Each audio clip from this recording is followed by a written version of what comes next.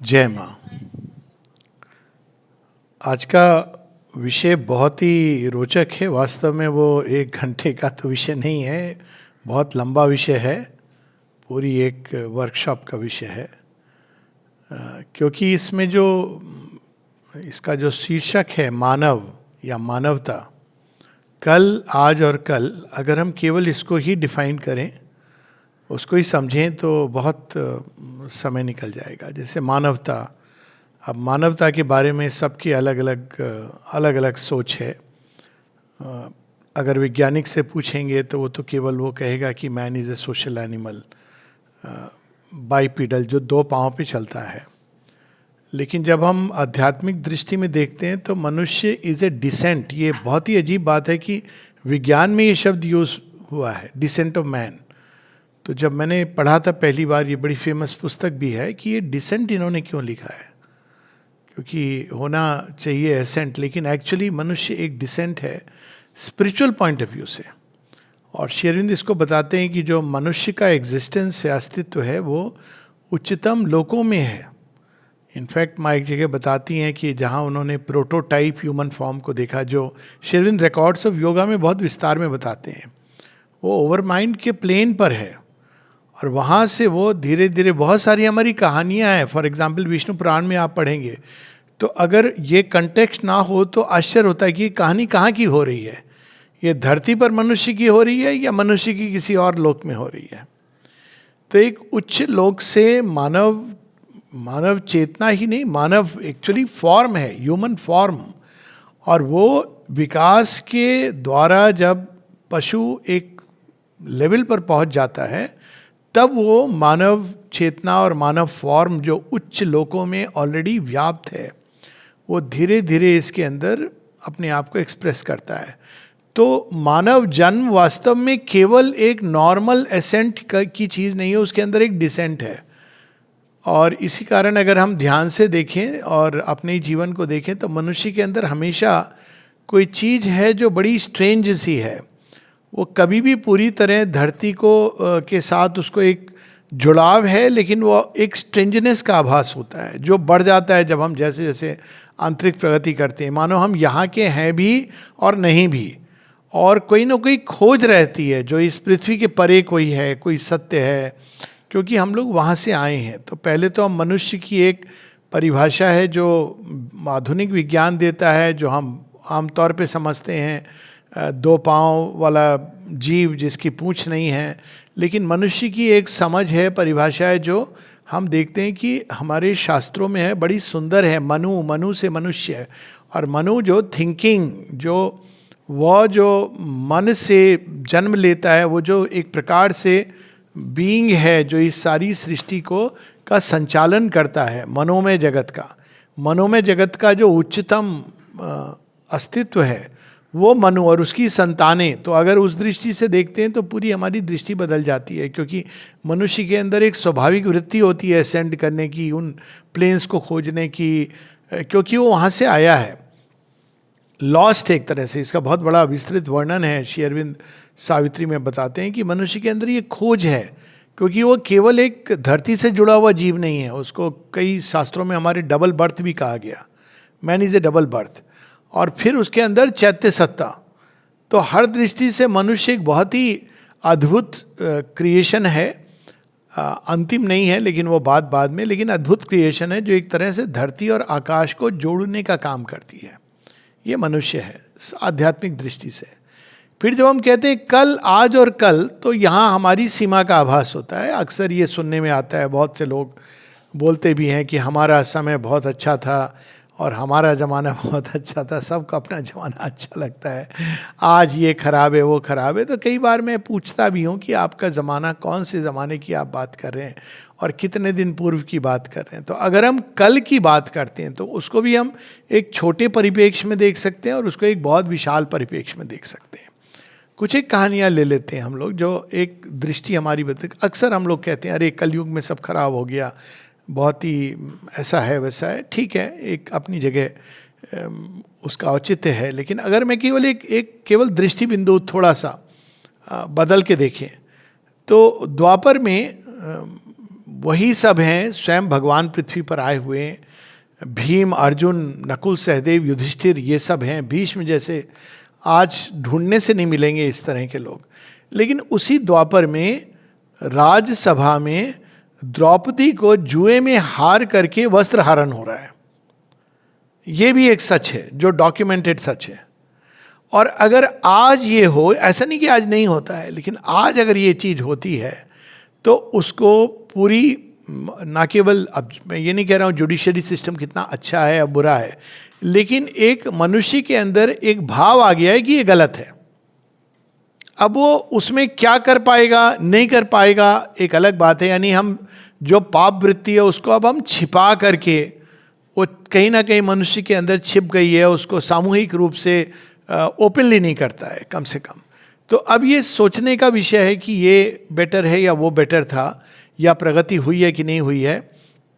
खासकर अगर हम थोड़ा सा नज़र दृष्टि डालें कि यदि कुरु सभा की बात कर रहा हूँ, कि यदि कुरु सभा में जो एम्प्रेस है, तब वो एक्चुअली तो इंद्रप्रस्थ मिल गया है इनको, एम्प्रेस है जो राजघराने को बिलोंग करती है, राजकुमारी है, याज्ञसेनी है, अग्नि से जन्मी है, उस द्रौपदी के साथ अगर भरी सभा में भीष्म इत्यादि के रहते हुए जो कृत्य हो रहा था वो हो सकता है, तो एक साधारण नारी का जीवन कैसा होगा। अब इसमें आपको डिटेल में जाने की आवश्यकता नहीं है, साधारण नारी का जीवन कैसा रहा होगा। और वो हम देखते भी हैं, महाभारत के अंत में कहानी आती, बड़ी दारुण कथा है।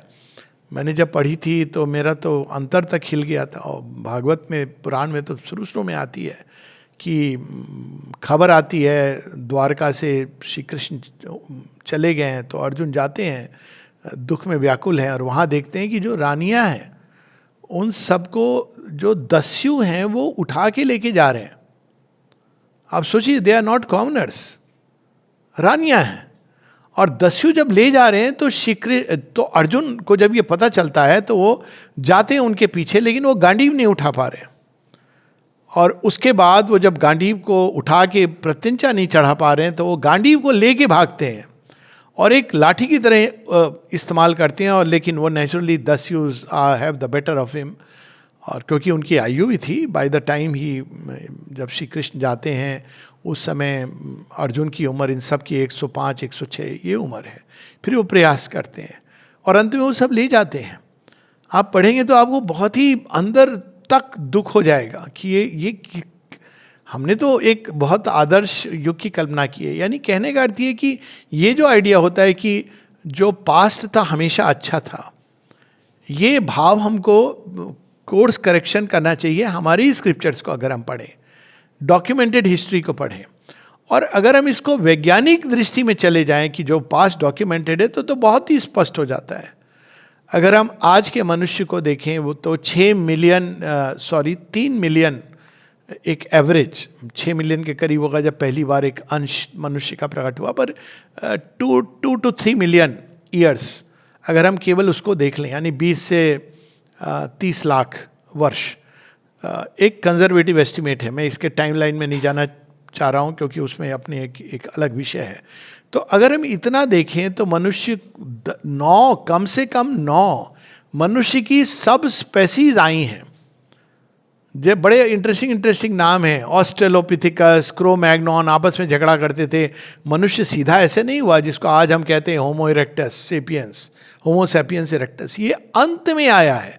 बहुत सारी सब स्पेसीज आई जिसके बाद जो गायब हो गई संसार से और उनका कोई अस्तित्व नहीं बचा। और ये जानकारी आवश्यक है क्योंकि ये हमको भविष्य की ओर भी एक संकेत देती है।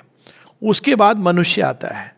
बड़ी इंटरेस्टिंग चीज़ ये है कि श्री अरविंद अपने रिकॉर्ड्स ऑफ योगा में मनुष्य के पहले आने वाली 9 भिन्न मानव या मानव के पहले की पूर्व की प्रजातियां इनका वर्णन करते हैं। और जब हम इनको पढ़ते हैं तो बड़ा आश्चर्य होता है। फॉर एग्जाम्पल एक जगह वो लिखते हैं पशु। अब वो पशु मानव यानी मनुष्य है लेकिन वो पशु के ही जैसा है। फिर अगर हम आगे बढ़े तो आता है वानर, और वानर कहते हैं श्री अरविंद की वानर पशु नहीं है, वो मानव प्रोटोटाइप ह्यूमन है। उसके बाद हम देखते हैं पिशाच, फिर प्रमथ, फिर राक्षस, फिर असुर, फिर देव। अब इनके डिटेल्स में नहीं जा रहा हूँ क्योंकि यही अपने आप में फैसिनेटिंग सब्जेक्ट है। मुझे तो बहुत आनंद आया था जब मैंने पढ़ा था, ये एकदम साइंटिफिक उससे कोरिलेट भी करता है। लेकिन ये सारी अलग अलग प्रकार की धरती पर प्रजातियां उत्पन्न हुई हैं जो चली गई हैं। ऑफ कोर्स राक्षस, वो सींग वाले, ये सब it's a figurative way of showing कि जो पशु के काफ़ी करीब थे, लेकिन ये सब चली गई हैं। अब जो बचा है वो ये मनुष्य है।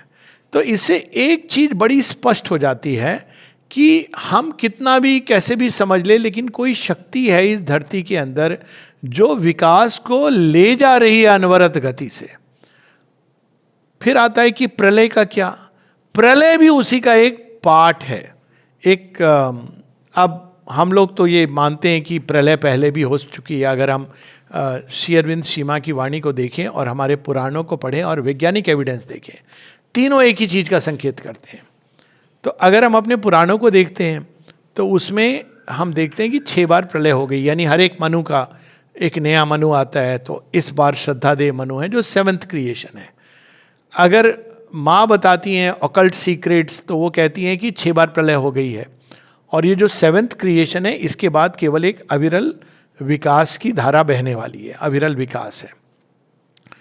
उसके बाद उसमें हम लोग थोड़ी देर बाद जाएंगे। अगर हम वैज्ञानिक एविडेंस देखें तो वैज्ञानिक एविडेंस इसका ये है कि लगभग 6 बार, 5 बार निश्चित रूप से आइस एज पृथ्वी के ऊपर आ चुकी है।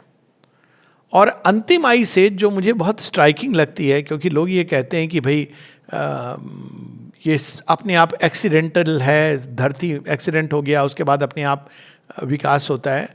तो शुरू का तो समझ आता है, एक्सीडेंट हो गया, जीव आ गया, किसी भी तरह एक सेल की ऑर्गेनिज्म आ गई। मेडिकल ये इवोल्यूशनरी बायोलॉजी इसको मानती है कि आज से कुछ मे बी मिलियन ईयर्स या ऐसे उसके पहले एक समय आया था, टाइमलाइन में भूल रहा हूँ, जब धरती के ऊपर आइसलैंड में वॉल्केनिक इरप्शन हुआ था और उसके धुएं ने सूरज को करीब 6-7 दिन तक ढक लिया था और इतना घनघोर रूप से आच्छादित कर दिया था कि सूर्य की ऊष्मा आती नहीं थी।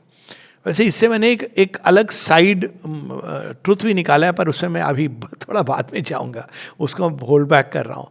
सूर्य 6 दिन पूरी तरह आच्छादित हो गया था, नॉर्मल मेघ से नहीं, जो वॉल्केनिक इरप्शन हुआ था आइसलैंड में उसके स्मोक से, और धरती पर मनुष्यों की संख्या घटकर अनुमान के परे केवल 1500-1600 मनुष्य बचे थे। वो भी कौन से मनुष्य? जो कहीं पहाड़ों पर चले गए थे। ये डॉक्यूमेंटेड है, वैज्ञानिक डॉक्यूमेंट वो कह रहा हूँ। ये 1500 मनुष्य बचे थे, इसके बाद तो इनको समाप्ति हो जाना चाहिए था। लेकिन देखिए विकास की धारा कैसे बही है। डायनासोर जब खत्म हुए, धरती के ऊपर लगभग जनजीवन समाप्त हो गया था। केवल डायनासोर नहीं मरे थे, हम लोग कल्पना में सोचते केवल डायनासोर, इतना सर्जिकल स्ट्राइक नहीं की थी नेचर ने, धरती खत्म हो गई थी। लेकिन उसके बाद जो जीवन आता है वो इतना प्रस्फुटित होता है, कितनी नई वैरायटी ऑफ स्पेसीज आती हैं उसके होने के बाद, उस घटनाक्रम के बाद। बीच में चूंकि वो मैं लोभ संवरण नहीं कर पा रहा हूँ, थोड़ा टॉपिक से हटके, 6 दिन सूर्य की रोशनी के कटने से यदि पूरी मनुष्य जाति लगभग समाप्त हो गई थी। एक क्षण को अपने जीवन पर देखें, जो आजकल एयर कंडीशन के अंदर रहता है, एयर कंडीशन कार में घूमता है, और सूर्य की रोशनी की घोर कमी। आज हम विटामिन डी की बात कर रहे हैं, हम लोगों का सेल्फ क्रिएटेड एक्सटिंक्शन है। सूर्य की ऊर्जा हम नहीं लेते, ये हमारा ओरिजिनल सोर्स है सारे जीवन का। पर ये एक अलग विषय है कि कभी और अगर वार्ता होगी तो इस पर हम लोग कर सकते हैं कि सूर्य की ऊर्जा कितनी आवश्यक है मनुष्य के जीवन के लिए। और आज के वैज्ञानिक ये कहते हैं कि डेली अगर आप 35 से 40 मिनट सूर्य की ऊर्जा में केवल वॉकिंग करते हैं तो आपके बहुत सारी समस्याएं दूर हो सकती हैं। ये मेडिकली प्रूवन डॉक्यूमेंटेड फैक्ट की बात कर रहा हूँ। तो खैर ये एक साइड इशू था।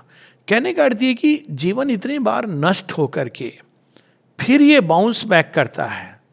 तो ये इवोल्यूशन की जो प्रोसेस है, ये केवल एक घटन पति ऐसी नहीं है कि समाव हो रही है। कोई चीज है, कोई शक्ति है, कोई प्रज्ञा है जो अंदर से एक ड्राइवर की तरह पुश करती है। ये बैकग्राउंड आवश्यक है। इसलिए आवश्यक है क्योंकि अक्सर जब लोग फ्यूचर की ओर कमेंट करते हैं कि भविष्य में क्या होने वाला है, लगभग सारे नेगेटिव खत्म हो जाएगा। कई बार वो पहले 2020 में ख़त्म होने वाली थी पृथ्वी, उसके पहले 2000 में, ये तो प्रेडिक्शंस हम लोगों ने सबने देखी है। तो जब मुझसे कोई पूछते थे, मैं कहता था देखो अगर ख़त्म भी हो जाएगी तो उसके पार हमको देखना है कि एक नए ढंग से आएगी, क्योंकि यही इतिहास रहा है। सृष्टि का इतिहास ये रहा है, हर बार जैसे एक इंडिविजुअल जब मृत्यु के द्वार से गुजर कर एक नया जीवन लेकर आता है तो एक कदम आगे जाता है। ये श्री अरविंद बताते हैं। अगर हम तंत्र वाली एक बड़ी कंजर्वेटिव मिलेगी 84 लाख योनि, मैं अगेन उसके डिटेल में नहीं जा रहा हूँ, वो एक अलग अंडरस्टैंडिंग है, तो भी उस 84 लाख चौखटों से पार करके अंत में मनुष्य बनता है। तो इस सृष्टि के अंदर एक ड्राइविंग मैकेनिज्म है जो अपना प्रयोजन पूरा करके ही वो जाएगी ही जाएगी, आप उसको कितना भी कुछ कर लो। और अगर वास्तव में, एक लाइन है सावित्री में, अगर वास्तव में इस संसार के पीछे, इस सृष्टि के पीछे एक दैवी शक्ति है, एक ईश्वरीय हाथ है, तो फिर सावित्री की जो लाइन है, how can the end be when God is guide. तो ये अगर हम समझ के चलें कि ये अचानक अपने आप होने वाली घटना नहीं है, तो जो लोग भी फ्यूचर फोरकास्ट करते हैं उनसे कई बार मैं पूछता भी हूँ कि आपके अंदर क्या श्रद्धा नहीं है ईश्वर में? You have a right to say नहीं श्रद्धा है। फिर क्या है, सब कुछ कोलैप्स हो जाता है। भविष्य तो छोड़ो, आपका वर्तमान कोलैप्स हो गया, क्योंकि यदि हमारे अंदर ईश्वर नहीं है, हम केवल हाड़ मांस के पुतले हैं जैसा हम सुनते आए हैं, तो वास्तव में हमारा क्या रहने का भी क्या औचित्य है? रहा या ना रहा हाड़ मांस का पुतला, it is all the same. तो एक ग्रेटर शक्ति है, दिव्य शक्ति है जो इवोल्यूशन की ड्राइवर है। ये हमारे शास्त्रों में भी है, श्री अरविंद हमको ये बताते हैं, और वहाँ से एक बहुत अद्भुत आशा जन्म लेती है, होप स्प्रिंग करता है। क्यों? सावित्री की पंक्तियां हैं, how can the end be vain when God is guide. कि अगर ईश्वर ले जा रहे हैं तो उनकी कोई प्रयोजन है। मृत्यु अंत नहीं है, इसके परे जीवन है। प्रलय अंत नहीं है, प्रलय के परे जीवन है, जिसकी हम लोग बात कर रहे हैं। तो ये तो हमारा पास्ट हुआ। तो ये जब हम लोग बात करते हैं, अरे पहले बड़ा अच्छा था, ये हम लोगों को सोचना चाहिए कि हम क्या बातें कर रहे हैं। और अगर हम बोलेंगे कि हमारे समय में, अब इसकी भी थोड़ी चर्चा हो जाए, क्योंकि कल की जब बात आती है, हम कहते हैं हमारे जो बच्चे थे बड़ा हमारा आदर करते थे। तो मेरा तो ये प्रश्न होता था कि भाई बच्चे तो आदर करते थे, हम आदरणीय थे कि नहीं, ये आवश्यक प्रश्न है। और मैं तो रह चुका हूँ, गांव में बड़ा हुआ हूँ, मैंने देखा है जीवन कि वास्तव में हम लोग, हमसे अब मेरा मतलब है वो जनरेशन आदर के योग्य थी कि नहीं। अब वो क्या है उसमें मैं टच नहीं कर रहा हूँ, क्योंकि वो एक ततैया का छत्ता है जिसको अगर आप छुएंगे तो ना जाने क्या क्या निकलेगा। हमको मालूम है जन्नत की हकीकत, लेकिन दिल के बहलाने को गालिब ये ख्याल अच्छा है कि बहुत अच्छा था हमारे समय के लोग, हमारे समय के लोग। तो मैं पूछता हूँ कई बार, हमारे समय के लोग, ब्राइड बर्निंग भी होती थी, अब मैं 100-200 साल की बात कर रहा हूँ, और यही नहीं होती थी, सब जगह होती थी। अमेरिका की बात कर लो, वोटिंग राइट्स नहीं थे लड़कियों को 1945 तक या 50 तक। तो ये कौन से समय की बात कर रहे हैं कि हमारे समय के लोग बहुत अच्छे थे? लड़कियां पढ़ाई नहीं कर सकती थी, ये 150 साल पहले भी नहीं, 100 साल पहले की बात है। और मैं भारत की नहीं बात कर रहा हूँ, आयरलैंड की बात कर रहा हूँ। तो इसको हम कह रहे हैं कि बहुत अच्छा था, बहुत अच्छा था, क्योंकि जो वयोवृद्ध थे उनको पाँव छू करके आशीर्वाद लिया जाता था। That also was very very limited in some section of society. ये कोई यूनिवर्सल चीज़ नहीं थी जो हो रही थी। खैर वो एक अलग बात है। कहने का अर्थ ये कि पास्ट को भी जब हम मूल्यांकन करते हैं तो थोड़ा हमको सच में फैक्ट्स पर दृष्टि डालनी चाहिए। केवल हमें अच्छा लगता है ये काफ़ी नहीं है, क्योंकि यदि हम इस तरह से पीछे घूम के देखते रहेंगे तो हम भविष्य को खटाई में डाल रहे हैं। और इसकी ये हमारी यही कहानी है। कहानी कौन सी है? जब दक्ष प्रजापति का यज्ञ होता है और शिव जी इन्वाइटेड नहीं है, और वो सब कहानी हम जानते, तो वह संक्षेप में अंत में जब दक्ष प्रजापति का सिर कट जाता है और सब रोना धोना हो रहा है, चीख चिल्लाहट हो रही है, तो वहाँ पे शिव जी अपनी अनुकंपा से कहते हैं कोई भी सिर ले आओ, बकरे का सिर लगा दिया जाता है। और डिवाइन सर्जन्स से भूल हो जाती है, अब भूल तो नहीं है वो सिर पीछे की तरफ, मतलब देह आग सामने की तरफ है, सिर पीछे की तरफ है। तो जब दक्ष प्रजापति को लगता है कि वो आगे बढ़ रहे हैं तो वास्तव में वो पीछे जा रहे हैं, और जब उनको लगता है कि वो वास्तव में पीछे जा रहे हैं तो एक्चुअली वो आगे बढ़ रहे हैं। ये इतनी अद्भुत कहानी है, इसको श्री अरविंद ने बहुत सुंदर ढंग से वंदे मातरम में the parable of Mahadev and Sati, हालांकि उन्होंने पॉलिटिकल परिप्रेक्ष्य में इसको कहा है, जो आज भी रेलेवेंट है। अगर हम केवल पॉलिटिकल परिप्रेक्ष्य में भी देखते हैं तो बड़ी रेलेवेंट है। लेकिन मूल बात यह कि जो पास्ट हमारा बहुत अच्छा था, हमको पहले तो उसका सही मूल्यांकन करना चाहिए और उसको बिल्कुल बिना दृष्टि से कुछ छिपाए हुए देखना चाहिए। और अगर अच्छा था भी अगर, तो भी मनुष्य की गति आगे की ओर जाना है। अब हम उस समय पे नहीं जा सकते हैं, और यदि हम ये प्रयास करते हैं तो हमारी अवस्था उस दक्ष प्रजापति की तरह है, जो सिर पीछे है, उसको लग रहा है वो आगे जा रहा है लेकिन वास्तव में पीछे जा रहा है। ये इसलिए आवश्यक है क्योंकि आज के समय में भी बहुत कुछ एक गुरु भी हैं, नाम नहीं लूँगा, अच्छे हैं, अच्छे खासे लोग हैं, पता नहीं लेकिन क्यों इन विषयों पे बात करते करते अचानक बच्चे आज के खराब हो गए हैं, पहले के बहुत अच्छे थे। अब आज के बच्चों में क्या खराबी है? सबसे ज़्यादा कि वो थोड़े ज़्यादा फ्रैंक हो गए हैं। वो कह देते हैं कि डैड आप गलत कह रहे हो। अब आदत नहीं है डैड को ये सुनने की, ये है उनकी खराबी। तो ये क्या है? अगर हम ध्यान से देखें एकदम निष्पक्ष होके, ये जो जिसको हम जेंजी कहते हैं, अब हम प्रेजेंट पे आ रहे हैं, जेंजी जिसको कहते हैं, मिलेनियल चिल्ड्रन कहते हैं, इत्यादि इत्यादि कहते हैं, ये क्या है? इनके अंदर क्या ऐसी चीज़ है जो हमको अच्छी नहीं लगती है? दो चीज़ें हैं, तीन चीज़ें हैं जो हमको एकदम अच्छी नहीं लगती है। एक है कि ये ऑथेंटिसिटी को ज़्यादा मानते हैं अथॉरिटी की जगह। आप उनको ये नहीं कह सकते कि हमारी उम्र बड़ी है इसलिए तुम्हें हमारा आदर करना है। वो आपको इमीडिएटली स्लाइस अप कर देंगे कहेंगे इफ यू टेल मी ठीक है I will respect you, but you should know that I don't really respect you. एक आईना है उनके पॉकेट में, दिखाते हैं आपको। वो इसलिए आदर नहीं करेंगे, वो देखें कि आप आदर के योग्य हैं कि नहीं। उनके अपने क्राइटेरिया हैं। उनके क्राइटेरिया ये नहीं है कि आपने धोती पहनी हुई तो आप आदरणीय है, आपने हनुमान चालीसा रोज करते हैं तो आदरणीय है। वो तो देख रहे हैं कि आपके अंदर वो जो सब पढ़ रहे हो वो कितना है। आप रोज पढ़ते हो श्री गुरु चरण सरोज रजनी मुकुल सुधार, वर्णो रघुवर विमल यश जोग दायक फलचार, बुद्धिहीन तनु जान के सुमिरो पवन कुमार, बल बुद्धि विद्या देव मही हरहूँ कलेश विकार। आप तो समझते हो कि हम बड़े बुद्धिमान हैं। यहाँ तो प्रारंभ हो रही है प्रार्थना बुद्धिहीन तनु जान के, हालांकि हनुमान जी वहाँ वानर शरीर की बात कर रहे हैं, इसलिए मैं ये स्मरण करता हूँ। अब ये तो मैं एक कर रहा हूँ, अगर आप केवल हनुमान चालीसा में जो हनुमान जी के गुण हैं उसमें दो चार ही अगर हमारे अंदर आ जाएं, कितना सुंदर हो। तो अगर आप एकदम निष्पक्ष रूप से, ये बच्चों के अंदर एक एक्सरे विजन है, मिलेनियम चिल्ड्रन, और मैं जानता हूँ बहुत सारी ऐसी घटनाएं हैं जिनको दो तो मैं एकदम अपनी आँख के सामने की बात है, वो दिखाता है कि आज के बच्चे कैसे हैं। कि एक बच्चे से पेरेंट्स कह रहे थे, वो अरे आपस में बात कर रहे थे, फिर उन्होंने कहा अरे उसको हम टाल देंगे आएगा तो बच्चे से कहा अगर वो अंकिल आए तो कह देना कि मम्मी पापा घर पे नहीं है। सामने की बात बता रहा हूँ, हालांकि इस पर बाद में कहानियाँ भी बनी हैं। तो बच्चे ने कहा क्यों?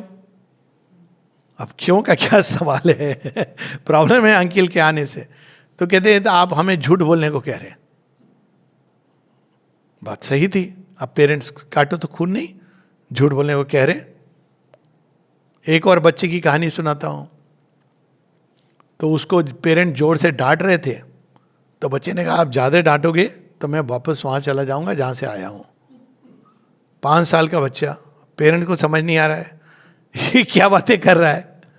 और तीसरा जो बहुत ही आश्चर्य की बात है, ये आज के बच्चों में है। ये तीसरे बच्चे की कहानी, जब वो स्कूटर पे जा रहा है और पास में किसी की डेथ हो गई है, रास्ते में देखा, ओ मृत्यु होती है, लोग अपने ढंग से उसको जो भी करते हैं सेलिब्रेट हो या दुख प्रकट करना। तो बच्चे ने पूछा कि ये रो क्यों रहे हैं? तो बताया गया बच्चे को कि किसी की मृत्यु हो गई है। बच्चा कहता है कि मृत्यु हो गई तो रो क्यों रहे? अब मृत्यु हो गई तो रो क्यों रहे हैं? तो पूछा गया बच्चे से कि मतलब क्या है तुम्हारा? कहते वो तो फिर आ जाएंगे, एज सिंपल एज दैट। उसको कोई पुनर्जन्म की बातें नहीं बताई गई हैं। 5 साल का बच्चा, वो तो फिर आ जाएंगे। ये लोगों को तो पता है, रोज गीता पढ़ते हैं पर रो रहे हैं।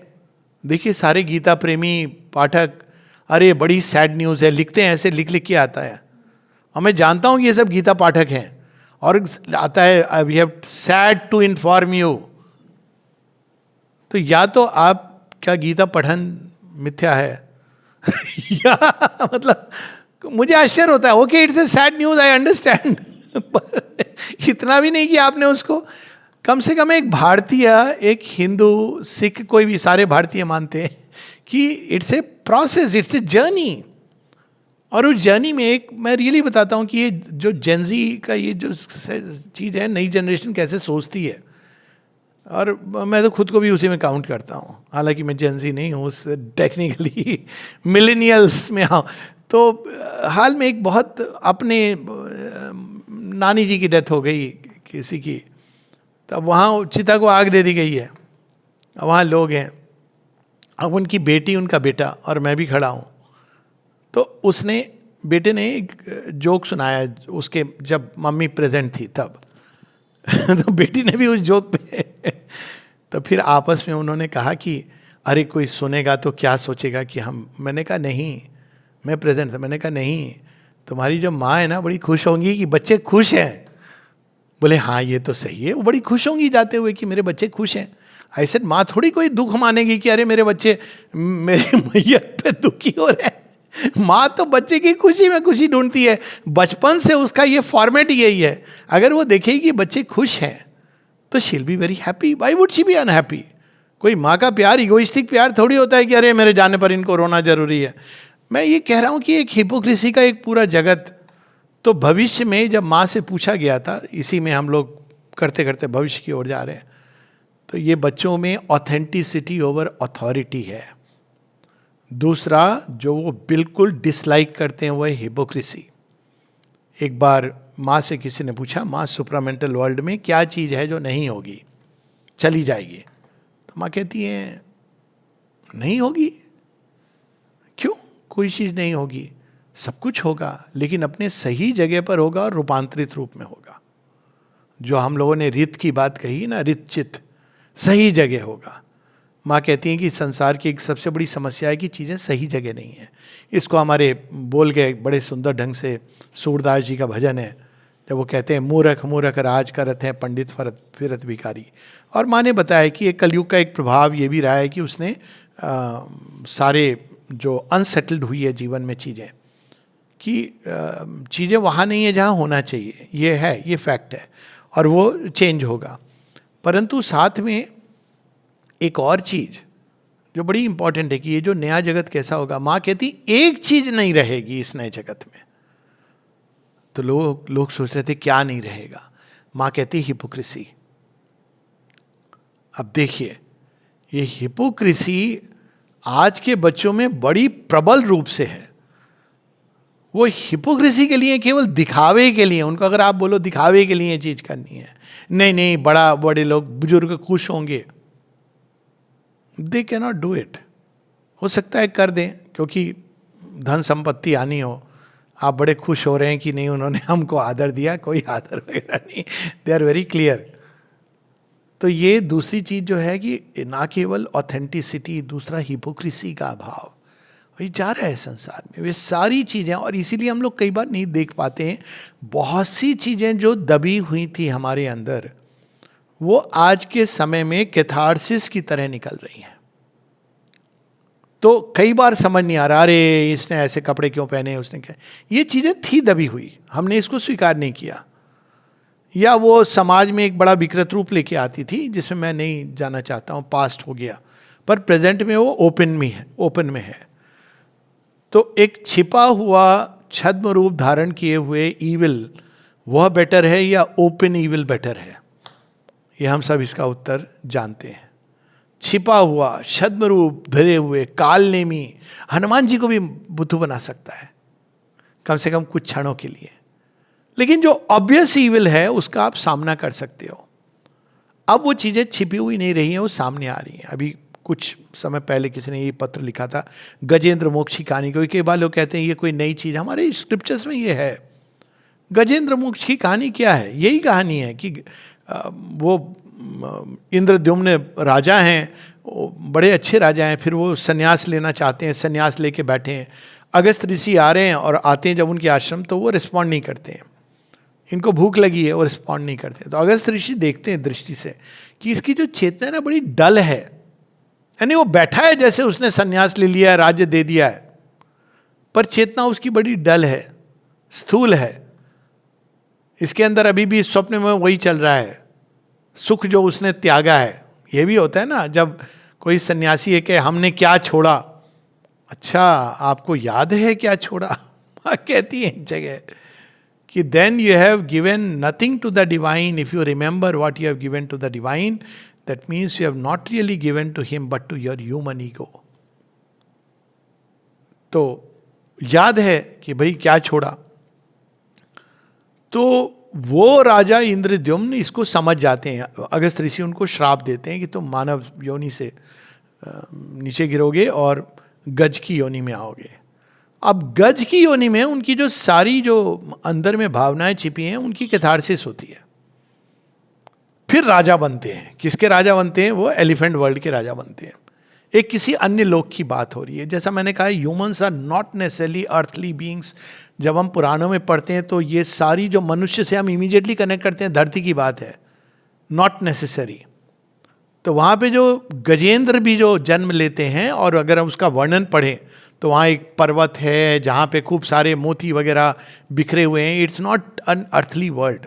टाइम भी अर्थली टाइम नहीं है। क्यों? क्योंकि जब गज को ग्राह पकड़ते हैं तो वहाँ पे गज कितने 100 वर्षों तक लड़ते हैं युद्ध, at least many years, I have forgotten. तो धरती की बात नहीं हो रही है। तो किसी और सेलेस्टियल वर्ल्ड में ये गज के रूप में जन्म लेते हैं। ये राजा हैं, गजेंद्र हैं, इनकी अनेकों रानियां हैं और अनेकों संतानें हैं, और वो समझते हैं कि मैं तो बस सब कुछ हूँ। और तब जब उनकी कैथारसिस पूरी हो गई, अब पूरा टाइम खत्म हो गया, ये सारा प्रवृत्तियाँ निकल गई, तो जब वो आते हैं जल के अंदर और ग्राह क्रोकोडाइल पकड़ता है, तब उनके पहले लड़ते हैं, मैं राजा हूँ आफ्टर ऑल। फिर वो देखते हैं कि कोई भी उनको बचाने नहीं आता है। बड़ी टचिंग स्टोरी है। सारे उनके बच्चे कुनबे वो साइड में खड़े कि क्या हो रहा है, कहीं हम ना फंस जाएं। रानियां रो रही हैं, गज रानियां, पर कुछ नहीं कर रही हैं। तो उनके अंदर से फिर अंत में नारायण नारायण नारायण, और उनको सब कुछ याद आ जाता है अपने पास्ट लाइफ का, पूरा जो साधना थी। और तब श्रीहरि आते हैं और उनको मुक्ति होती है। और सारूप्य बहुत अद्भुत है वो कहानी। अब और डिटेल की आवश्यकता नहीं, यह हम लोगों ने अपने भागवत पुराण सीरीज में ये कहानी ली हुई है। लेकिन मूल चीज़ ये है कि कई बार जब भगवान प्रारंभ करते नई सृष्टि की रचना, तो एक कैथारसिस का प्रोसेस होता है। ये जो योग में प्रवेश करते हैं वो भी जानते हैं कि जब हम योग में प्रवेश करते हैं तो आपको लगता है आप मैन टू सुपरमैन बनने आए हैं, आश्रम ज्वाइन कर लिया है, अब आप सुपरमैन बनोगे। लेकिन सुपरमैन बनने के पहले जो आपके अंदर जो एनिमल मैन छिपा हुआ है, जो दिख नहीं रहा था बाहर के सभ्य समाज में, आप सबको नमस्कार जी, आप बहुत अच्छे, मैं भी बहुत अच्छा हूँ, वो डिब्बा लिड भगवान खोल देते हैं। कहते पहले तू अपना, कहते हैं कैन ऑफ वर्म्स। ये प्रोसेस है, योग की प्रोसेस है जो गजेंद्र मोक्ष में दिखाई गई है। ये केवल कहानी उनकी नहीं है ग्रेस की, सेम अजामिल की स्टोरी में है, same. It's not just that he was a butcher, उसकी भी एक पास्ट है, but what ever it be. तो अब हम देखते हैं कि ये एक जिसको कहा गया है इंटरमीडिएट स्पेसीज बिटवीन पशु और मनुष्य, उसी प्रकार से एक इंटरमीडिएट माने कहा है कई एबॉर्टिव इंटरमीडिएट स्पेसीज आएंगी। अब ये एबॉर्टिव स्पेसीज का क्या मतलब है? क्योंकि ये इवोल्यूशन की प्रोसेस है, बहुत कुछ है हमारा पास जो हमारे अंदर है, जिसको हमने दबा करके मनुष्य बने हैं। साइकोलॉजी भी ये बताती है पशु है हर किसी के अंदर, इसीलिए कहते हैं ना किसी के बेडरूम में मत झांकना। कौन सा पशु निकल रहा होगा, छिपा होगा। इसीलिए लोगों ने भी भगवान को एक अलग पूजा घर में बंद किया हुआ है, बेडरूम में नहीं रखते हैं, डरते हैं भगवान सब देख लेंगे, गुस्सा कब कहाँ कर रहे थे। अब भगवान की तो प्रवृत्ति है, वो आपके पूजा रूम से निकलेंगे, आएंगे, आपको ज़्यादा प्यार करने लगे तो मूल चीज़ ये है कि ये चीज़ें दबा करके मनुष्यता का विकास हुआ है। अब अगर मनुष्यता के परे जाना है तो हमको उस एनिमल और उसको कन्फ्रंट करना है। मॉडर्न साइकोलॉजी बताती है कि हर किसी के अंदर ये 3 लेवल छिपे हुए हैं। एक ब्रेन के अंदर है, रेप्टिलियन ब्रेन, मैमेलियन ब्रेन और ह्यूमन ब्रेन। वो प्रवृत्तियां हैं, जब पड़ोसी से लड़ाई होती है तो रेप्टिलियन ब्रेन सामने आ जाता है। अब तो नहीं होती है, बहुत अच्छा है, सब अपने अपने घरों में बंद हैं, लोग बड़ा परेशान होते हैं इससे, लेकिन मैंने देखा है पड़ोस क्या होता है। अच्छे से अच्छा पड़ोस, उसकी लड़की किसके साथ अफेयर है, वो कहाँ भाग गया, वो कितना, अब ये सब आपका बंद है सिस्टम। क्यों? क्योंकि पड़ोसी अपने अपने घरों में बंद है। ये बेकार की जो बकवास होती थी चली गई। अब क्या है कि आप अपने आप को देखो, आप बंद है, you have option is that. लेकिन ये चीज़ें मनुष्य के अंदर छिपी रही हैं, पशु छिपा रहा है। ये सारे जो स्टेजेस ऑफ इवोल्यूशन, पिशाच, राक्षस, असुर, तो जब इवोल्यूशन एक्सेलरेटेड मोड में जाता है तो ये सब चीज़ें बाहर आती हैं। आपने कल्पना में एक हवाई जहाज बना लिया, बहुत आसान है। बात हो रही थी विमान शास्त्र, भारद्वाज ऋषि का, पूरे डायग्राम के साथ है वो, यंत्र चालित, मंत्र चालित, तंत्र चालित।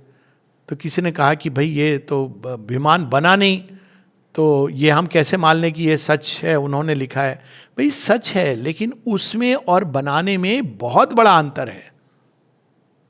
मैं ये नहीं कहता हूं कि उन्होंने बनाया और कहीं विलुप्त हो गया, नहीं, अगर ऐसा होता तो कहीं ना कहीं उसका रहती छाप। पुष्पक विमान कम से कम मास स्केल पर प्रोडक्शन नहीं हुआ था, पर वट एवर इट इज, एक चीज जो हमारे मन के अंदर आती है, जन्म लेती है, और वो जो भविष्य में प्रकट होती है, उसमें अंतर होता है, बहुत बड़ा टाइम लैग होता है। अब उसको हम अगर मनुष्य की यात्रा से जोड़ें, मिलियन ईयर्स, तो अब मनुष्य के अंदर ये जन्म ले रही है एक नई चेतना, ये कैसे पता चलेगा? देखिए आप संसार में कहीं नहीं जाना है, कोई स्क्रिप्चर नहीं पढ़ना है, किसी बच्चे से पूछ लीजिए।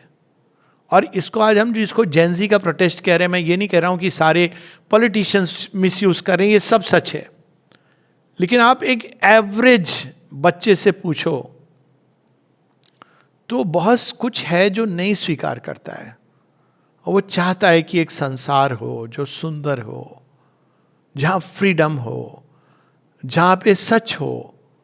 उसको केवल इसलिए काम नहीं करना चाहिए क्योंकि समाज कहता है। अब देखिए कि इंडिविजुअल स्टेज ऑफ इवोल्यूशन आ गई है, और इन बच्चों से अगर हम बात करें, थोड़ा समय बिताएं, जज नहीं करें। हमारी समस्या है कि हम जज करते हैं, माता पिता के पाँव नहीं छूते, पाँव नहीं छूते, कितना सुन सुन के, बात नहीं मानते, बात नहीं सुनते। ठीक है, वो अपनी सुनना चाह रहे हैं, दे विल मेक मिस्टेक्स, गलत होगा, पर वो सीखेंगे, ग्रो करेंगे, वो क्लोन्स नहीं बनेंगे माता पिता के। They are not going to become clones of the past, that's why. और ये वर्ल्ड ओवर ये स्टडीज हुई है कि 1960 के बाद ये अचानक पृथ्वी के अंदर भूचाल जैसा परिवर्तन क्यों आया है। एक्चुअल स्टडीज हुई हैं, और इनके बारे में जब महर्षि अरविंद की तरफ नहीं मुड़ा था तब से ये चीज़ जानता हूँ। 70s की बात, एफएमसी में मुझे याद है हम लोग इसकी चर्चा करते थे कि 1500 वर्षों में जो चेंज नहीं आया, अचानक कैसे आ रहा है। और हर लेवल पे, फिजिकल लेवल पे, साइकोलॉजिकल लेवल पे, हर लेवल, स्पिरिचुअल लेवल पे आप देखिए, बच्चे मंदिर नहीं जाते हैं। हाँ ठीक बात है, नहीं जाते हैं मंदिर, खाली पर मंदिर ही नहीं, चर्च। इंग्लैंड में 4/5 से ज़्यादा चर्च, 80% खाली पड़े हैं। तभी तो वो सारे भारत में आके कन्वर्ट करना चाह रहे हैं, क्योंकि उनको नहीं है पॉपुलेशन। इंडियंस बड़े स्मार्ट हैं, उनको पता नहीं है, वो क्रिश्चियन बन जाएगा नाम का, लेकिन वो यहाँ से भी जहाँ से बेनिफिट मिल रहा है वो ले लेगा। उसको कोई यीशु मसीह से लेना देना नहीं है, वो चला भी जाएगा चर्च के अंदर। आफ्टर ऑल हम ये सब से गुजर चुके हैं, लोग बड़े परेशान होते हैं इससे भी, कहते इंडियन जानता है उसको क्या करना उसकी। लेकिन वो जाएगा, नाम बदल लेगा, बेनिफिट ले लेगा, इंग्लैंड जाना है या अमेरिका जाना है, पर वो कहते हैं जिसको दिल है हिंदुस्तानी, I have met number of them. पर वो एक अलग कहानी है। पर कहने की बात ये कि यूरोप में ये समस्या, और ये आप देखिए किस तरह से ये स्प्रेड हो रहा है, जो जिसको हम लेफ्टिस्ट थॉट कहते हैं। अमेरिका में ये समस्या हो रही है, इस्लामिक वर्ल्ड में ही प्रारंभ हो गई है एक्स मुस्लिम का मूवमेंट। अब भारतवर्ष में ये एक अलग रूप लेता है, ये नहीं ले रहा है, ये रूप एक अलग रूप ले रहा है। भारत ने इन चीजों को एक्सेप्ट करके अपने फोल्ड में आगे बढ़ा है। बाय नेचर कलेक्टिव इवोल्यूशन में हमने विश्वास किया है। ऐसा नहीं कि यहाँ जेंजी नहीं है, पर अगर जेंजी बोलेगा मैं भगवान में नहीं मानता, तो ऐसा नहीं है कि घर घर में कलह क्लेश बाहर निकाला, नहीं, कोई जरूरी नहीं है। नहीं जाते हैं मंदिर, सच बात है। इंग्लैंड में ये बहुत बड़ी समस्या है, बहुत बड़ी समस्या है। मैं डायरेक्टली बात करके जा करके जो वहाँ के लोकल लोग हैं उनको बड़ा खराब लगता है कि चर्चेज नहीं जाते, क्राइस्ट में नहीं मानते। लेकिन जब आप इन बच्चों से बात करो, बड़ा अद्भुत है। वो कहते but why God is in us. America में इस पर स्टडी हुई थी कि ये लोग चर्च नहीं जाते, इनके साथ क्या हो रहा है। तो स्टडी का जो नतीजा पाया गया, ये शायद 10 साल पहले की होगी, तो उसको उन्होंने इस शीर्षक के साथ पब्लिश किया था, are 75% of Americans turning Hindus. नाम नहीं बदले उन्होंने, पर उनकी उन्होंने मान्यताएं देखी। तो उन्होंने केवल स्टडी की कि भाई इनकी क्या मान्यताएं हैं। तो उनसे पूछा गया तुम एक लाइफ में विश्वास करते हो या कई जन्मों में हो? कहा कई जन्मों में। और उनकी अपनी लॉजिक थी। उनसे कहा गया कि क्या भगवान चर्च में पाया जाता है, गिरजाघर में? उन्होंने कहा नहीं, भगवान हमारे अंदर पाया जाता है। उनसे पूछा गया कि क्या बाहर की पूजा पाठ ये सब जरूरी है? कहते नहीं, you can have your own connect. गाने आए थे, I am not now speaking about दो सॉन्ग्स। गाने आए थे, ऐसे से गीत आए थे, ऐसे गायकों के साथ जिनको आप कनेक्ट नहीं करते हैं एक न्यू क्रिएशन से। कौन सा गाना आया था? एक बड़ा, एक तो था we want no education, Paul McCartney का था, ये पिंक फ्लॉयड का था, वी वांट नो एजुकेशन। एक और गाना था जो अगर मैं गायक का नाम बताऊंगा तो आप कहेंगे कि किसका गाना है। ओके, हमारे माई का लाल जय किशन माई का लाल जय किशन जी का गाना है। क्या गाना है? वो जो अर्थ होगी tomorrow, tomorrow without borders. Beatles ने भी इस तरह के गाने गाए। ये कब से शुरू हुए? 60s से। अब वहाँ पे इसने एक ऐसा रूप लिया जिसमें आप रिवोल्ट कर रहे हैं इस सृष्टि में, जो भी हो रहा है उसके साथ, और रिएक्शन हो रहा है। और वो कह रहे हैं कि हमें बाउंड्रीज नहीं चाहिए, हम पूरे विश्व के निवासी हैं। आज के बच्चे इस विश्व बंधुत्व के भाव से ओतप्रोत हैं। प्रारंभ कैसे हुआ था? ऐसे प्रारंभ हुआ था जब हम लोगों को बड़ा, जो प्योर टू टाइप होता था कि भाई ब्राह्मण की ब्राह्मण में शादी होगी, मेरे जनरेशन तक था कि भाई उसमें भी था 20 ब्राह्मण है या कोई और ब्राह्मण है, इस हद तक था। तो हमारी तो भाई मैरिज वैसे अलग ही हो गई, तो फिर जो भी बड़े निराश हुए जो भी लोग थे। पर ये उस समय तक ये बात थी। आज के बच्चों में आप पेरेंट्स इस अवस्था में आ गए कि भैया आप बस मान लो, लड़की ढूंढ लो कहीं भी पूरे ग्लोब में, हम तुम्हारी शादी कर देंगे। बच्चे एक कदम आगे हैं, कहते हम शादी क्यों करेंगे, हम साथ रहेंगे। तो आप पूछेंगे भाई शादी क्यों नहीं करना चाहते? कहते अगर प्रेम है तो विवाह की क्या आवश्यकता है? यहां तक चली गई ये बात, बहुत आगे बात निकलेगी तो दूर तलक जाएगी। ये हो गया, you just can't help it, क्योंकि this is the process of evolution. आपको पसंद है नहीं पसंद है। भगवान ने जब दक्ष प्रजापति का सिर पीछे घुमा दिया था तो वो कह दिया था उन्होंने कि भाई this is how it is, अब आप नहीं जा सकते हो पीछे। भगवान ने पीछे जाने के ऑप्शन बंद कर दिए हैं। अब ये जो हम अभी, ये तो, और इसके बारे में तो अभी ये तो बहुत बड़ा विषय है। जैसा मैंने कहा ये एक हफ्ते भर का विषय है कि ये कहाँ ले जाएगी। मैं तो बस दो पंक्तियां, एक है बात निकलेगी तो फिर दूर तलक जाएगी। ये बच्चे तो अभी बस इनके पर निकले हैं, ये यहां रुकने वाले नहीं हैं। ये पुराना फॉर्मेट खत्म हो गया है, लेकिन ये कहां तक जाएंगे इसकी बात केवल श्री अरविंद बता सकते हैं। और वो बताते हैं एक वास्ट चेतना जिसको हम सत्यम ऋतम बृहतम, उस चेतना में ये बच्चे जी रहे हैं। एक्चुअली उन्होंने जीना प्रारंभ कर दिया इस तरह से। सत्यम, हिपोक्रेसी को लाइक नहीं करना, ऑथोरिटी की जगह ऑथेंटिसिटी, ये क्या है? ये सत्य का प्रारंभ है। और ये जैसा मैंने बताया बहुत बड़ी चर्चा का विषय है, लेकिन समय हो गया है, इसलिए मैं केवल दो पंक्तियां जो हैं किसी और कंटेक्स्ट में, कंटेक्स्ट बता करके, और वो कंटेक्स्ट तो वो है जो चाणक्य में आया था, प्रारंभ है आरंभ है प्रचंड। अभी तो इब्तिदाए इश्क है, रोता है क्या, आगे आगे देखिए होता है क्या। ये तो प्रारंभ है और एकदम धमाके से नए युग का प्रारंभ हुआ है। और ये कहाँ ले जाएगा, इसको केवल एक शब्द में अगर कहा जाए, पशु से जुड़ा हुआ मनुष्य जिसके अंदर कुछ मानवीय संवेदनाएं जन्मी थी और वो उछल रहा था कि मैं बहुत ऊपर हूं, आने वाले समय में देव मानव के रूप में उसका रूपांतरण होगा। अभी हम जो देख रहे हैं वो केवल कैथारसिस है, गजेंद्र मोक्ष की कथा चल रही है। और ये मैं देख रहा हूं कितने लोगों में कि कैथारसिस हो रही है और अचानक वो मुड़ रहे हैं, और जब वो मुड़ रहे हैं तो बिल्कुल एकदम अद्भुत ढंग से मुड़ रहे हैं। तो ये जो बोझा हम लोग अपने अंदर कैरी कर रहे थे, मनुष्य का बोझ, सावित्री में एक पंक्ति है, man lifted of the burden of his feet. अब वो बोझ भगवान इस तरह से छीन कर रहे हैं।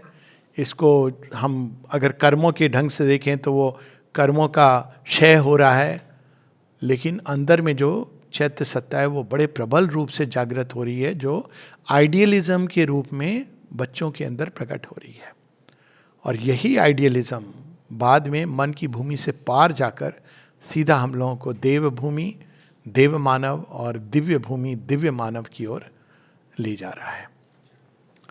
जय माँ। मुझे विराम देना पड़ रहा है, ये बहुत बहुत अद्भुत विषय है, अभी तो प्रारंभ है। 26 तारीख को नया सेशन रख सकते हैं इस पर। 26 कौन सी 26? हाँ रख सकते हैं यहाँ। 19 को बीजिए, 26 को। थोड़ा रुक जाते हैं, थोड़ा इसको अंदर में जाने दीजिए, वी विल डू इट। हाँ डेफिनेटली, भविष्य के ऊपर रख लेंगे। बहुत बहुत धन्यवाद पांडे जी। जय माँ। आपने पास्ट में क्या था जिसको हम कहते हैं कि वो कैसा था, और आज क्या है जिसको हम बताने की कोशिश की, और वर्तमान में आते हुए आपने बताया कि आगे जो बालक आएंगे, आगे का जो मानव होगा वो प्रेम मानव के रूप में होगा। तो आपने पास से लेकर तो आगे तक की बात करी, मानव की 9 प्रजातियों से आपने शुरू किया, और बहुत सारे उदाहरण सावित्री से और हमारे पुराणों से आपने दिए, ये समझाने के लिए कि हम निरंतर विकास की ओर हैं, और ये नई पीढ़ी है तो निश्चित रूप से आगे बढ़ रही है विकास की ओर, और प्रेम मानव के रूप में हम आगे जाएंगे। बहुत बहुत धन्यवाद आपका। ये मंच खुला है, कोई प्रश्न टिप्पणी कोई कहना चाहे तो स्वागत है। पोद्दार जी से शुरू करें। पोद्दार जी पहले, सबसे पहले पोद्दार जी का आशीर्वाद।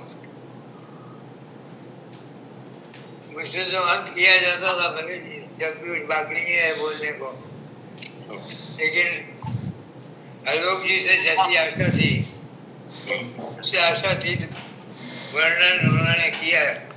अभिलाष, उन्होंने शुरू में ये ठीक कह दिया। संजू को फोन कर दो, देर हो गई है, बहुत विस्तार पूर्वक इसको कई बार उसके ऊपर टिप्पणी करना आवश्यक है, लेकिन जितना उन्होंने कहा है उसका छोटा सा अंश भी अगर अपने उतार लें तो काफी है, मैं समझता हूँ। लॉर्ड टेनिसन की मौत हाथ पर याद आ जाती है। उसकी लास्ट लाइन ये थी, The old order changes, giving place to a new. And God reveals himself in many ways, lest one good custom may corrupt the world. अंतर तो आना ही पड़ेगा, रूपांतर होना ही पड़ेगा, क्योंकि जो है वही चलता रहेगा तो उसमें फिर खराबी आने लग जाएगी। एक और ज्ञानी ने कहा था, कौन, बर्ट्रैंड रसेल या बर्नार्ड शॉ, पता नहीं, राधा कृष्णन जी ने रिपीट किया था, from the altar of our path let us collect the living fire and leave behind the dead ashes. ऐसा नहीं कि पास्ट में कुछ नहीं है, पास्ट में भी था, आगे के लिए भी काम आ सकता है, जो भी था, जो प्रचलित जो अग्नि थी पास्ट के में, उसको अपने साथ लेके चलो, और जो राख हो गई उसको छोड़ दो।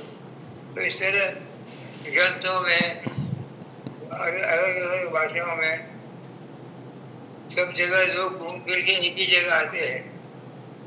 और वेदों में तो सब जगह कहते हैं नियति नियति, अभी और है, अभी और है, यही नहीं है, शरैवती शरैवती, करते चलो करते चलो। तो वही है, जितना धारण कर लें सत्य सत्य स्वरूप से, उतना ही अच्छा है। धन्यवाद। मनोज जी कुछ बोला? मनोज जी शर्मा भैया ने बहुत ही आवाज आ रही सर मेरी? आ रही। भैया ने बहुत सुंदर समझाया, और जो उन्होंने एक लाइन बोली, अभी आगे आगे देखिए होता है क्या, तो उससे मुझे एक शेर याद आ गया, सब लोग एंजॉय करेंगे। वो शेर ऐसा है, क्यों हिजरे से शिकवे करता है, क्यों रंज के रोने रोता है, जब इश्क किया है तो सबर भी कर, इसमें तो यही सब होता है। अभी तो शुरू हुआ है।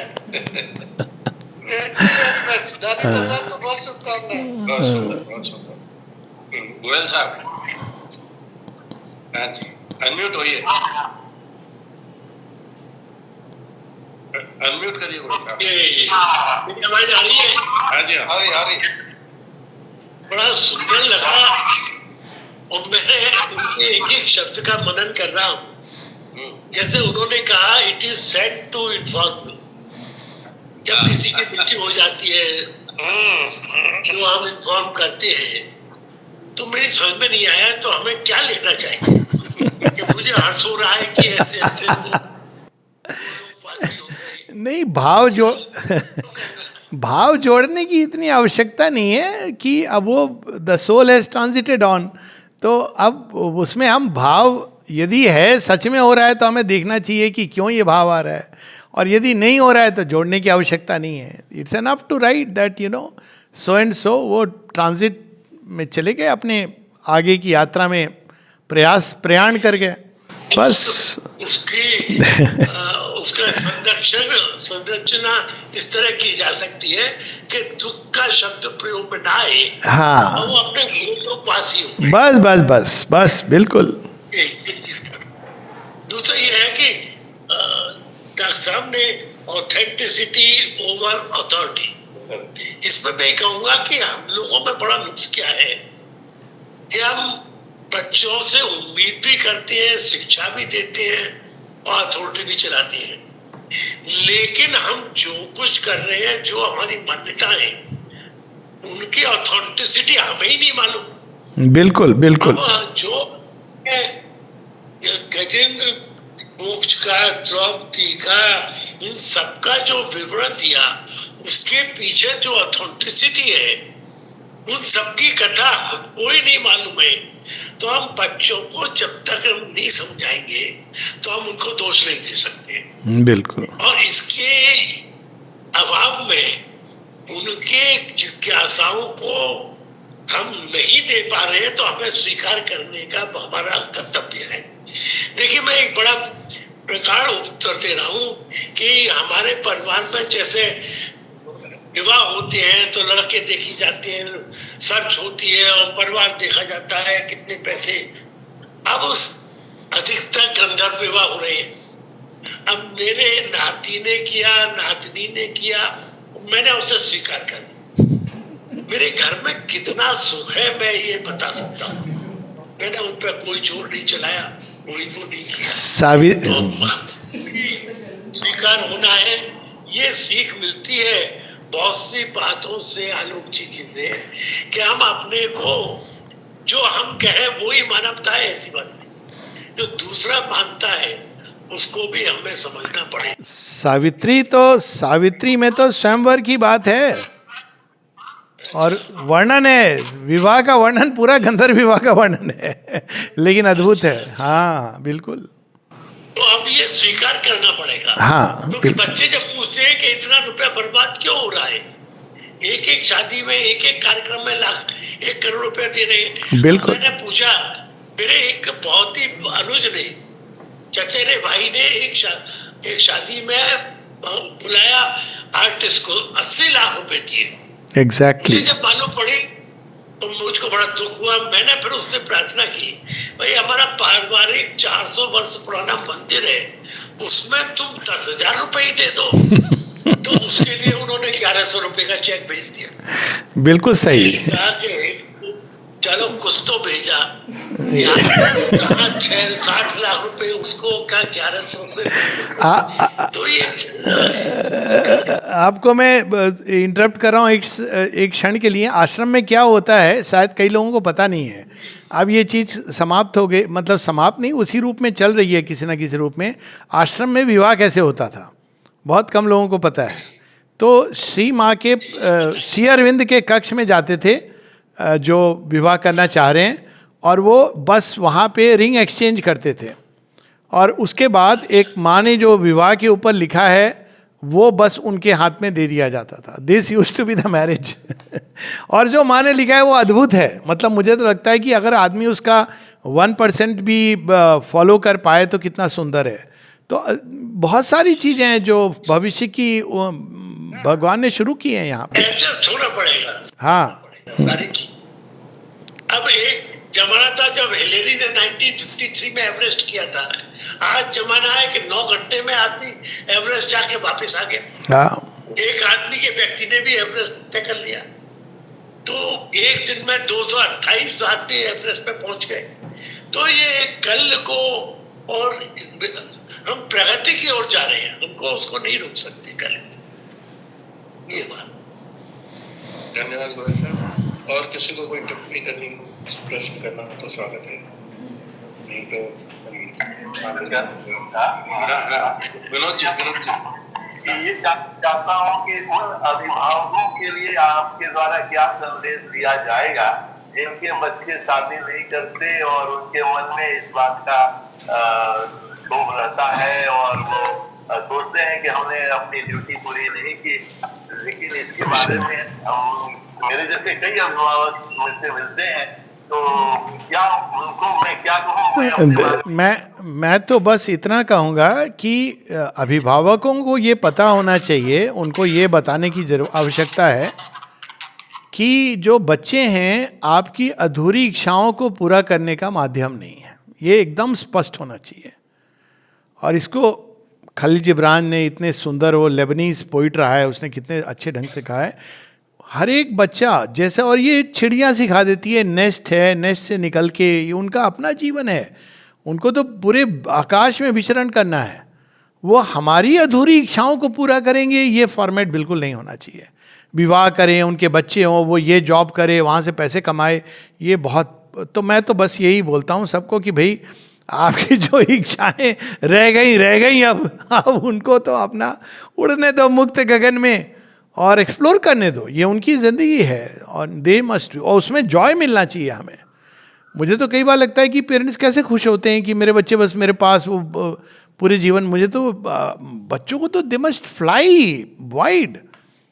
तो अब ये तो लेकिन नहीं समझते हैं, वो भी एक सत्य है कि अब वो पुराने फॉर्मेट में वो दुख की नदियाँ लिखी हैं। अब क्या करोगे, बिना कारण के दुख है ये कि भाई बच्चे हमारे हिसाब से नहीं चलते, बच्चे विवाह नहीं कर रहे हैं। बड़ी अच्छी बात है। मैं कई बार पूछता हूँ, मैं तो बड़े स्पष्टवादिता में विश्वास करके पूछता हूँ कभी कभी कि अच्छा एक बात बताइए, बच्चों को छोड़ दीजिए, आप विवाह में बहुत ही खुश हैं, प्रसन्न हैं, तो नहीं डॉक्टर साहब ये नहीं मतलब है, वो नहीं मतलब है, तो आपने बिता ली, अपनी अपनी कहानी लिख ली, अब बच्चों को अपने ढंग से लिखने चाहिए। या तो आप बड़े आइडियल मैरिज का नमूना है कि भाई हम विवाह में हमने एकदम ऐसा परफेक्ट विवाह है जिसमें हमारे कोई किसी प्रकार का वो ही नहीं हुआ। मैंने कहा जब आपकी मैरिज एक कहते ना रैग टैग बंधी हुई है, तो let children try, they will at least try something better, realize something better. कम से कम वो भूल तो वो ना करें जो हमने की है,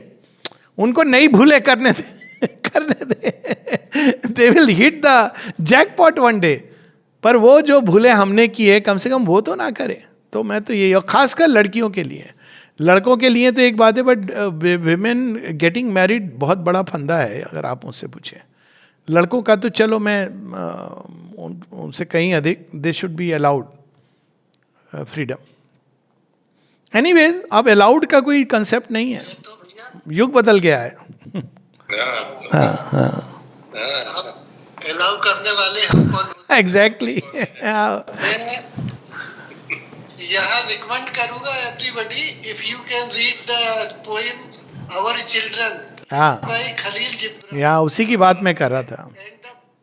and the book is the prophet. Prophet नाम की किताब में खलील जिब्रान साहब की एक कविता है, जरूर पढ़िए, उसमें आप बहुत अच्छा लगेगा। Our children are not our children, they are shot, they are arrows shot by the bow of time। बहुत सुंदर है वो पूरी, एक समय मैंने याद की हुई थी। एनीवेज, चलिए, बहुत अच्छा, बहुत अच्छा। सुरेश जैन, जैन साहब अनम्यूट करिए, जैन साहब अनम्यूट करो, अनम्यूट करिए। सर बहुत बहुत बहुत धन्यवाद, तो अच्छा एलाइटन दिया। ये दो शब्द आते हैं, एक होता है निश्चय और एक होता है व्यवहार का। तो जो व्यवहार के अंदर बात कहते हैं, बड़ा दुख हुआ, ये व्यवहार की बात है। निश्चय में पता है कि जो चला गया वो अगली यात्रा उसकी शुरू हो जाती है, तो व्यवहार को हम इग्नोर नहीं कर सकते। बोलचाल की भाषा में या जो अब समाज में रहते हैं, तो व्यवहार भी जरूरी है किसी चीज, किसी संदर्भ में। लेकिन निश्चय में हमें पता है कि वो नई आत्मा चली गई, अगला गंतव्य लेगी, वो वापस नहीं आएगी, दुख नहीं मनाना चाहिए, सबको पता है। लेकिन व्यवहार में जो है होता है ऐसा, तो इसलिए व्यवहार को भी इग्नोर नहीं कर सकते, मुझे ऐसा लगता है। नहीं ठीक है, व्यवहार भी बहुत बड़ा रोल अपनाता है इस संदर्भ में। नहीं ठीक है, वो अपनी जगह बिल्कुल आपकी बात है, पर आने वाला युग ये सब चीजें छोड़ने वाला है, दैट्स ट्रू। हाँ पांडे जी, वो ठीक बात, कंप्लीट करिए। आवाज बंद हो गई, आप कुछ कह रहे थे पांडे जी? नहीं, मैंने कहा वो ठीक है, लेकिन वो जो आने वाला युग है, ये सब वो पीछे छोड़ के आगे बढ़ने वाला है। वो ठीक है, वो हम सब का एक फॉर्मेट है जिसमें हम जीते हैं। बात ये नहीं कि वो सही या गलत है, वो एक व्यवहारिक सत्य और एक आंतरिक सत्य, इन दोनों के जो विरोधाभास है वही तो जीवन की एक रूपरेखा आज की प्रस्तुत करता है। लेकिन ये बदलने वाला है, तो उसको भी अगर हम स्वीकार करें कि भाई इस सृष्टि में हमारी सोच अपनी जगह है लेकिन भगवान का तरीका अपनी जगह है, तो वो भी बहुत अच्छा रहता है।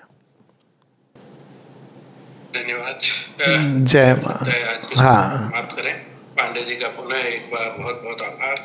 हम जब भी आपसे निवेदन करते हैं तो आप आते हैं इस मंच पर, तो आपका आभार बहुत बहुत। अगले शुक्रवार को हम लोग सभी लोग यहाँ उपस्थित हैं, उनका भी आभार।